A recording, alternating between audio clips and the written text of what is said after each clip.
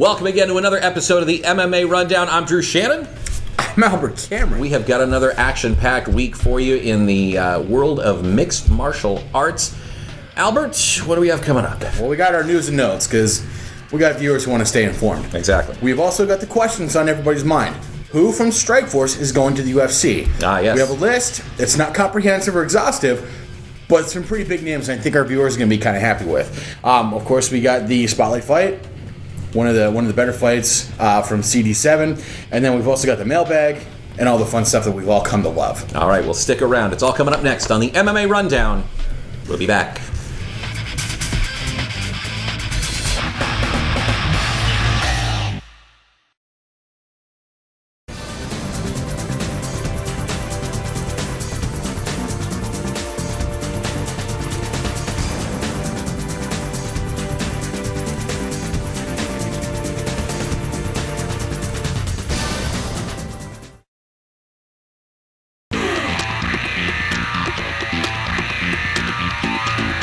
Welcome back to the MMA RunDown. It's news and notes time. Drew, take it away. Before we get to news and notes, I want to thank Friendly's, our sponsor of the MMA RunDown. Thank you guys so much for sponsoring us. And guys out there, if you're watching, check out Friendly's of Altoona. Breakfast, lunch, or dinner, any time of the day, they will satisfy your hunger. Are we ready for news and notes? Drew. It's go time. Bjorn Rebney and Bellator are interested in Quinton Rampage Jackson, but not Josh the baby-faced assassin Barnett. Jackson wants out of his UFC deal because of his Reebok sponsorship. What do you know? Well, I can't imagine why Strikeforce wouldn't want to hire a guy whose name is the babyface assassin. It's not the best nickname, Josh, but I still love you. Rampage Jackson wants out of his UFC deal. He said, and fact checkers, please feel free to check on my Rampage. Really pushing that, aren't you? Yes, I am. Rampage says that his deal with Reebok is kind of restrictive with the UFC. The UFC does not want Rampage wearing Reebok anything outside the cage. They don't want him wearing it at press events, at press conferences, weigh-ins. So Rampage says he would rather go to a smaller show where he's appreciated as opposed to being in the big stage UFC where they're trying to control all the aspects of his life. Bjorn Rebney is a very, very smart man. He has stacked the Bellator light heavyweight division, namely with guys like Babalu. So if Rampage were to go to Bellator, he'd have immediately good competition as soon as he stepped in the door. Uncle Dana's no fool. No. Uncle Dana has this ironclad contract that is probably 50 pages or better that says Rampage is going to do what Uncle Dana wants until Uncle Dana wants him to stop doing it. So do I think he's going to walk out of his contract? No, I don't think it's going to be that easy. But when he does, I think he's going to make great waves for Bellator. All right, K1 Kickboxing TV deal with Spike TV is DOA. Spike TV executives have met with Glory Promotion to discuss promoting kickboxing on the network for men. I think I said it last week or the week before that we are now officially bigger than we were in 2005 when the first MMA boom. Right. Asian MMA is taking it by storm. So we've got Glory, we've got Deep, we've got Dream, who are co-promoting with each other. They're putting out these big events. ONE FC and Dream are now visible in the United States markets where you had to get up ridiculously early to watch pay-per-views to catch the New Year's Eve show. Japan is invading the United States in a very, very good way with their mixed martial arts. So I'm not sure if Glory is going to be promoting kickboxing under the Glory brand, if they're going to start a new brand. But I think if anyone can do it, the Glory network that they just established certainly can. All right. XFC lightweight champion Nick Newell says to UFC President Dana White, "I want my equal opportunity." Dana White says the one-armed fighter would never fight in the UFC. What do you know? Dana White probably just stuck his foot in his mouth just a little bit with that one. Yeah. Nick Newell is an incredible talent. You look at the guy on paper, you see who he's fought, who he's won against, the accomplishments he has obtained. You don't think you're looking at the stats for a one-armed fighter. Nick Newell is incredibly dangerous, an incredibly gifted fighter. So now Dana White says, yeah, you know what, that's fine for places like Florida and the East Coast where the XFC are promoting out of. He's saying in the bigger markets where we're at, the Californias, the Las Vegases, the bigger cities, their state athletic commissions will never, ever license a fighter like Nick Newell to fight. He didn't try to come off saying, that I don't like the guy, I don't think his talents are good enough for the UFC. He's saying that he doesn't think the athletic commissions would license him. Uncle Dana, I'm sorry, I think it's just a little bit of a cop-out. I think I think Dana White would eventually let Nick Newell in the UFC, because this is the same Dana White who said that women would never fight in the UFC. And now Ronda Rousey's making news all over the place. All right, coming up, we're going to be talking about Strikeforce and the confirmed transplants from Strikeforce to the UFC that we'll be seeing very, very soon. Yeah, very soon. All right, that'll be next on the MMA Rundown. Stay tuned.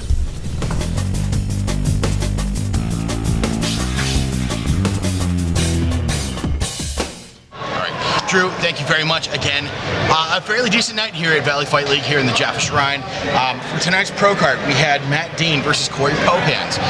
Popans won with 4 minutes of round 1. He had a triangle choke. They've been jockeying for position that entire fight, and Corey was able to secure that triangle choke. The fight was all but over. Brett Showtime Schoenfeld, a good friend of us here at the MMA Rundown. He took on Bobby Ferrier from Rebellion MMA in Forest Lake, Minnesota. Schoenfeld, never short on style, won that fight with a guillotine that could have very well turned into a Darce choke. Congratulations, Brett. Eli Garsnick, who we did have the pleasure of sitting near Eli's family.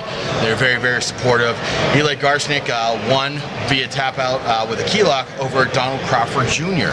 That fight was incredible, leading into the main event that we all came out to see. Charlie the Spaniard Brenneman, just after his cut from the UFC, is coming back to the small town he grew up in here in Altoona, Pennsylvania. He took on Eric Irvin. Not a whole lot known about Irvin before stepping into the fight with the Spaniard, but I can say that Albert Cameron was impressed. Irvin did a lot of good defenses, looking for a lot of unorthodox submission, but again, Charlie Spaniard won by rear naked choke, 2 minutes, 9 seconds in the second round. This has been the MMA Rundown and our coverage of the Valley Fight League.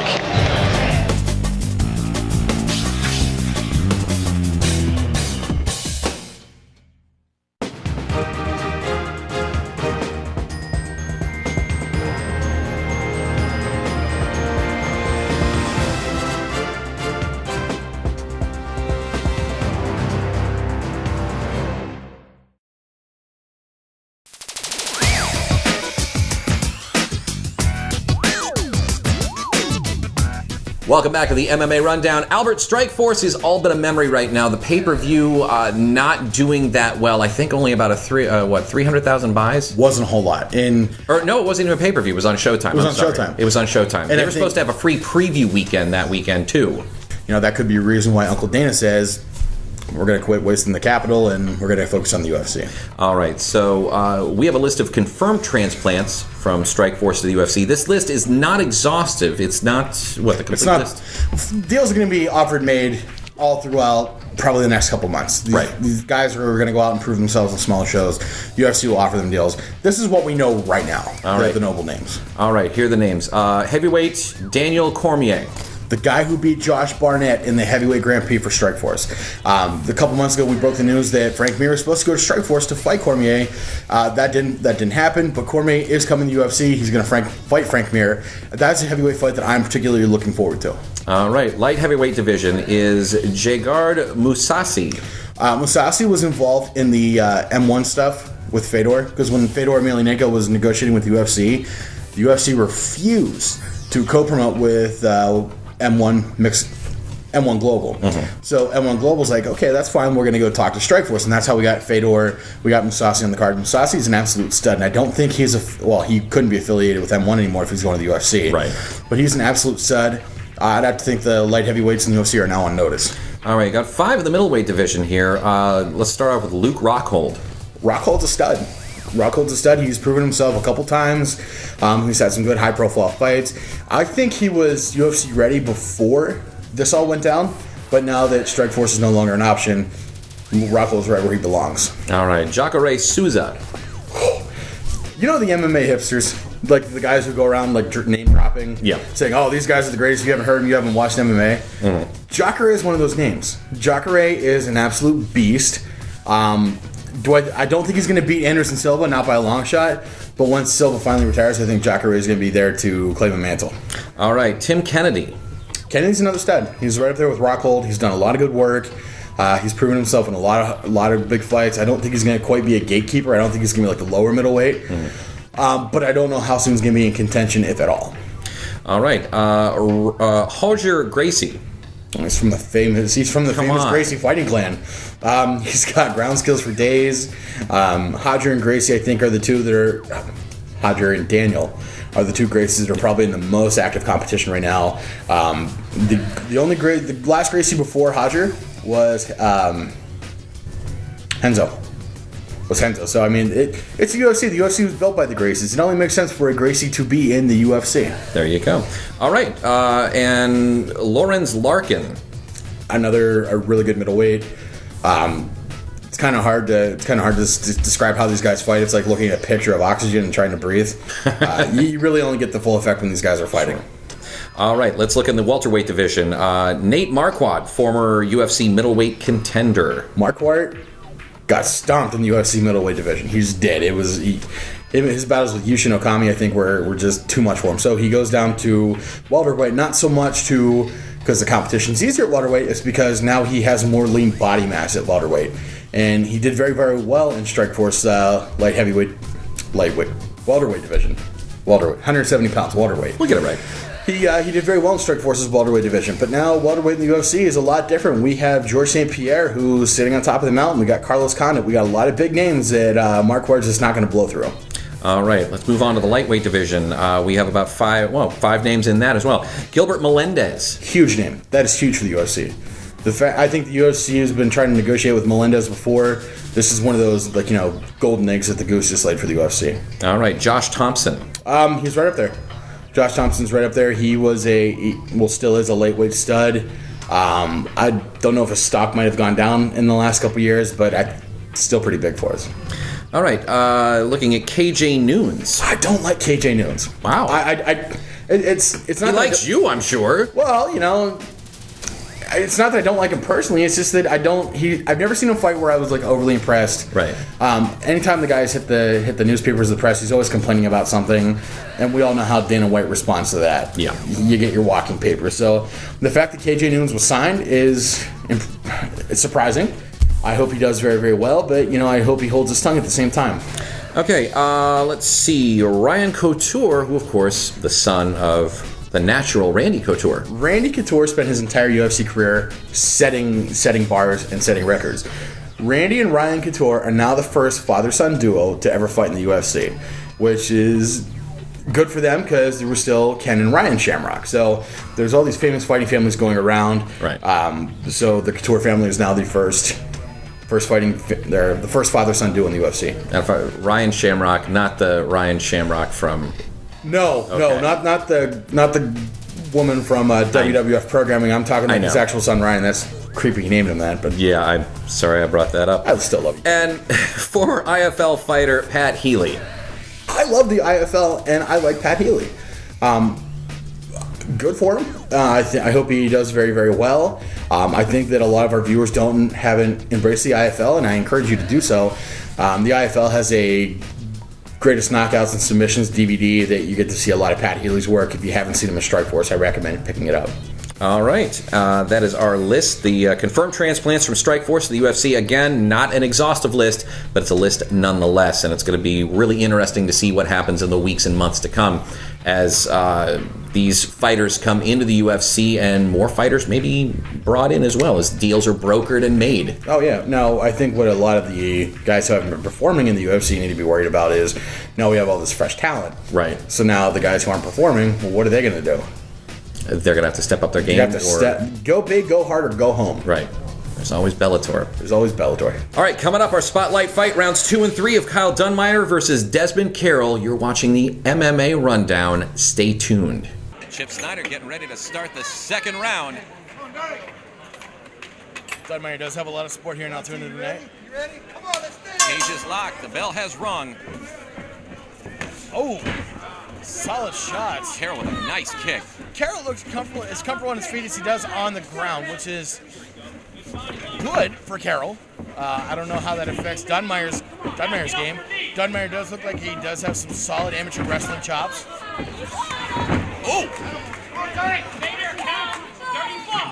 Stay there, Cal. Not sure where that shot was placed. Yeah, no, I'm having a hard time deciding this. if Dunmeyer does take Carroll to the ground, how does he want to finish him? Knowing that Carroll is so dangerous on the ground as it is. Carroll getting those knees to the midsection. If you can't breathe, you can't fight, Drew. He knows he's going to contract that diaphragm. You cut off that air supply, it's pretty much game over. Absolutely. Carroll's corner telling him to get off the cage, trying to get into that nice open region where he is free to implement his strategy at will.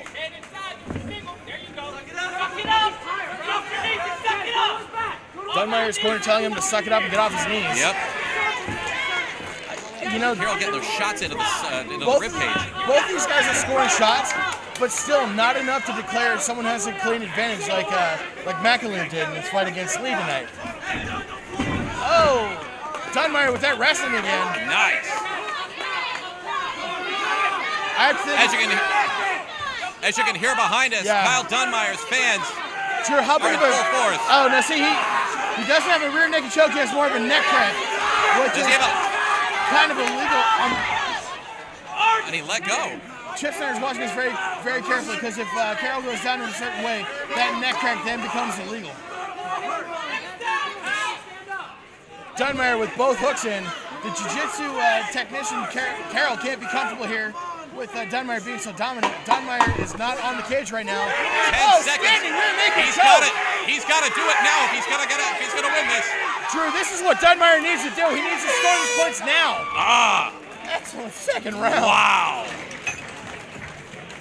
I thought we were going to have a rear naked choke. We were going to stop this, but Drew, I have to think that was just enough offense for Dunmeyer to tip that round in his favor. I'll tell in the you judge's what. eyes. Unbelievable second round. Ring girl Courtney. I want to thank our Complete Devastation ring girls for helping us out. They let us know what round it is. I'll tell you what. Absolutely. Yes, they do. Yes, they do. Now Dunmeyer's giving him some. Dunmeyer's corner's giving him some instruction, quite possibly how to finish the fight. I'm not getting a good idea as to what Desmond Carroll's corner's telling him. Right. I'm sure it's something to the effect of, survive that next round. That's what it appears. Dunmeyer was dangerously close to finishing that fight, especially standing against a jiu-jitsu technician. Well, this is it, Albert. Round number 3 getting ready to get underway. 120 seconds to finish the fight, Drew. Will it last all 120 seconds? This fight could go either way. Carroll could end up pulling a submission. Dunmeyer could end up using that massive wrestling he is. Oh, front kick by Carroll. Dunmeyer looking for that single leg takedown. Carroll getting those shots into the side. Kyle, huge shots to the back. What's that you said, Drew? He's double parked? Yeah. Oh, no. See, Carroll could have went for a shot there. It would have been illegal. Yeah. Excellent. Definitely excellent self-control there. Oh! Such power from Kyle Dunmeyer. Dunmeyer's not letting go of that leg. Desmond Carroll's putting his signature all over the back of Kyle Dunmeyer via his gloves. Oh, got hard shots to the back of Dunmeyer. It almost looks like Carroll wants to go for a knee, but he knows he can't. Dunmeyer wants to get out of the Carroll corner. Altoona is alive tonight, Drew. Oh! And again, Drew, it's that solid wrestling of Kyle Dunmeyer. Dunmeyer's got him down. That wrestling is almost neutralizing the Carroll Jiu-Jitsu. Is he going to go for the rear naked choke again? Possible. Well, he almost finished the fight last round with that rear naked choke. It's quite possible. He knows it's going to work.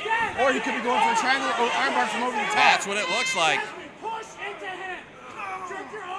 Kyle Dunmeyer's independent fight team clearly got him ready for this fight. Carroll's corner telling him to push into Dunmeyer. North-south position, side control. The fans telling Dunmeyer to work back up. Dunmeyer's a wrestler, Drew. He does not like being here. He's on his back and he doesn't like it. The crowd calling for Chip Snyder to stand the fight up. Time is ticking away. Desmond's corner confident in his position right now. Drew, 10 seconds left in the fight, Drew. I don't have a clear advantage here. I think the last round went to Dunmeyer, but I have no idea who's winning right I have no clue. We're going to find out here in mere moments what the judges have to say. Those first couple fights were easy for the judges, but these last two fights have been, these judges are earning their money here tonight. I'm telling you what. Okay, we're going to send Drew to the cage for the official decision. On my way. Alrighty.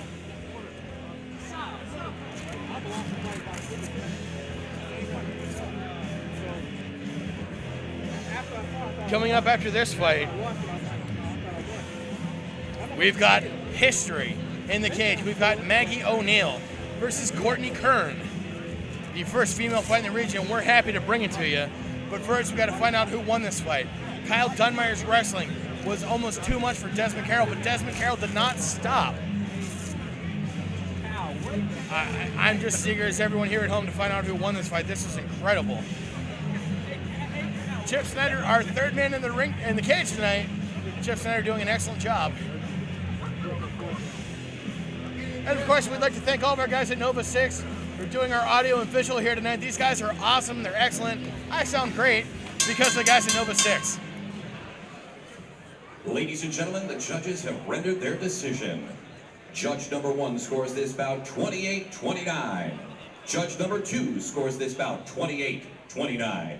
And judge number 3 scores this bout 28-29. Your winner by unanimous decision. In the red corner, Kyle Dunmeyer.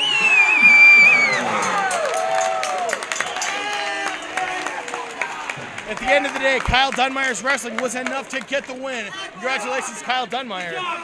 Desmond Carroll leaves the fight tonight with a loss on his record. Kyle Dunmeyer improves to 3-0-0. If you guys get a chance, you're around the Altoona area, pick up Underground Magazine. Yours truly has an article in that magazine. It's worth reading it. It's about the big fight atmosphere. Again, that's Underground Magazine all around Altoona. Kyle, congratulations. Your fans are going crazy behind us. I'll tell you what. I'm sorry, guys. This is a terrible performance. It's not going to happen again. I'm sorry about that. I look terrible out here. Humility, thy name is Kyle Dunmeyer. That fight was excellent. Yeah, I need to train harder. I'm sorry, guys. And to my brother Lee up there, this for you. I miss you, brother. All right, Kyle. Congratulations. Kyle Dunmeyer, your winner by unanimous decision. All right, let's go to our mailbag. This week's question from Desiree in Johnstown. We'll throw that up on the screen. Albert and Drew. People I know talk about Japanese MMA like it's better than American MMA, and if you don't watch Japanese MMA, you suck.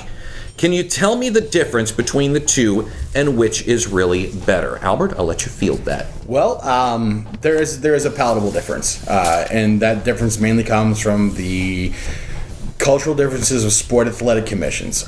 Here in Pennsylvania, when we're promoting for different fight leagues, the Pennsylvania State Athletic Commission comes in and they've adopted a set of rules. They've said, this is what we think is safe, this is what we want everybody to contest under. Japan's a little more liberal because they are their own sovereign nation and they can do whatever they want as long, that whatever they want to do for the field that the fighters are maintaining a safe environment. One of the big differences in rules, which I don't think is such a big deal anymore, in Pride, their soccer kicks were allowed to the head. So a gentleman is lying prostrate on the mat.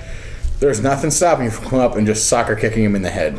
Right. And that's really intense. And it was so bad that whenever the Best of Pride Fighting Championships hit the air on Spike TV and Fox Sports Net, they actually had to edit those out because they were just, American fans weren't used to them. Japan has had their fair share of legends. They've had big names.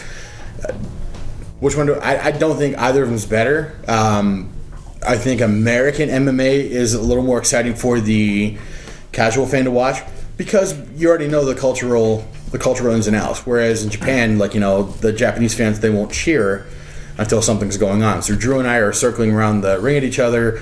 We're not throwing punches. We're just feeling each other out. The fans are silent. As soon as Drew wraps me in the mouth a good one, well, then they're going to start cheering. Why is it always you and I?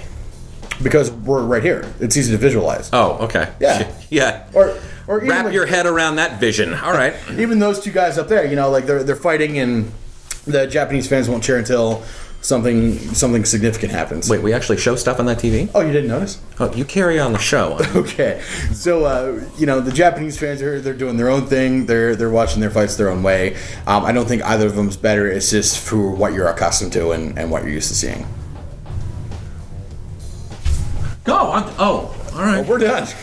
Okay. Send your questions to hosts at the MMARundown.com right here, and we will get them on the air.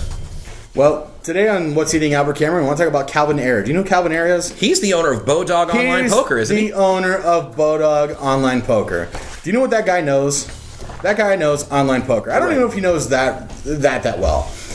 But he says, you know what? I am so ridiculously good at online poker and scamming people out of their money. You know what I'm going to get involved in? MMA? I'm going to get involved in MMA, and I'm going to be a success. You know why? Because he thinks he can? Because he thinks he can. So he puts on the Bodog Fight, this ridiculous reality show.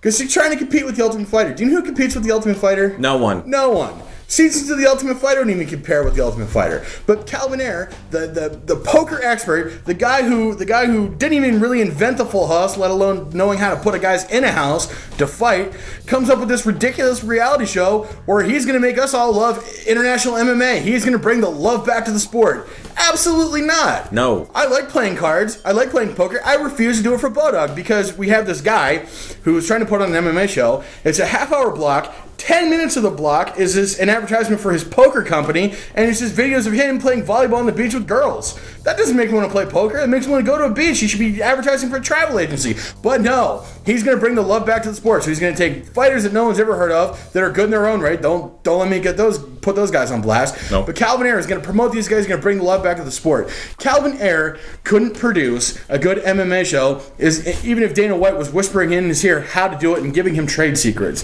The only decent fight that Calvin Ayre has ever put on was Fedor Emelianenko, and he didn't even really do that right because I can't remember who he fought. And it could be because I'm so angry and I'm so close to having high blood pressure problems because Calvin Ayre has me so upset about Bodog Fight and his stupid poker company. Okay, you know what, Calvin Ayre, you should stick to poker. I would watch a TV show with MMA guys playing poker. I would watch that. You have no business promoting fights. Leave it to the professionals, and that's what's eating Albert Cameron. Loosen your tie. Your head's going to explode. Thank you. Thanks again to Friendlies in Altoona for sponsoring the MMA Rundown. Be sure to send in your videos, news, and notes. We want to see what's going on in MMA in your neck of the woods. We want to hear from you. Hosts at the MMARundown.com. We'll see you here next week for the MMA Rundown. I'm Drew Shannon. He's a fired up Albert Cameron. We got to get him a friendly stat. See you next week.